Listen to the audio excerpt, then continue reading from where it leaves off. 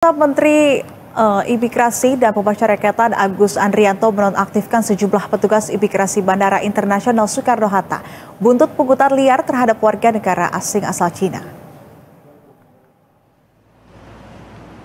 Menteri Imigrasi dan Pemasyarakatan atau Menimipas Agus Andrianto mengatakan dalam keterangan tertulis kepada media bahwa pihaknya sudah menonaktifkan seluruh pejabat kantor imigrasi kelas 1 khusus Bandara Soekarno-Hatta dan tengah menjalani pemeriksaan. Hal ini merespons surat yang ditujukan kepada Direktorat Jenderal Protokol dan Konsuler Kementerian Luar Negeri Republik Indonesia yang membeberkan setidaknya ada 44 kasus pemerasan yang terjadi antara Februari 2024 sampai dengan Januari 2025. Sampai dengan saat ini kita sudah melakukan pemeriksaan terhadap 38 orang petugas imigrasi.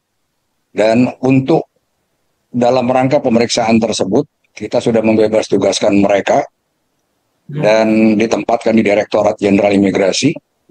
Saat ini dalam proses pemeriksaan sedang berlanjut dan sudah pengembangan sampai dengan 65 orang. Demikian.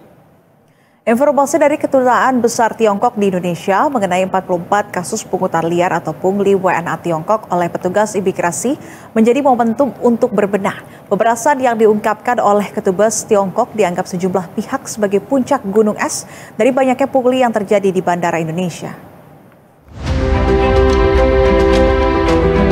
Dugaan pungutan liar terhadap warga negara Tiongkok terungkap dari salinan surat Kedutaan Besar Tiongkok. Ada lebih dari 30 nama petugas imigrasi Bandara Soekarno-Hatta yang tercatat menerima kiriman uang pungli dari warga Cina via transfer bank. Angka yang dikirim beragam dari yang paling kecil Rp50.000 sekali transfer hingga paling besar Rp3 juta.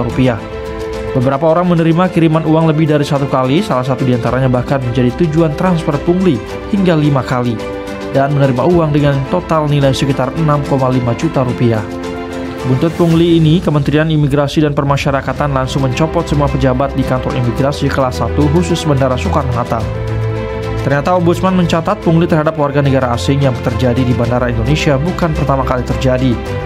Berdasarkan data Ombudsman dalam 10 tahun terakhir menunjukkan bahwa potensi maladministrasi di sektor imigrasi cukup tinggi. Beberapa pelanggaran yang sering terjadi antara lain petugas tidak memberikan pelayanan yang semestinya, penundaan layanan berlarut, penyimpangan prosedur, perilaku tidak patut petugas bandara hingga permintaan imbalan uang dan jasa 5,6%. Ombudsman RI mendorong pemerintah menelusuri akar masalah yang menyebabkan terjadinya pungli dan mengatasinya agar kasus serupa tidak kembali terulang. Tim Liputan Berita 1.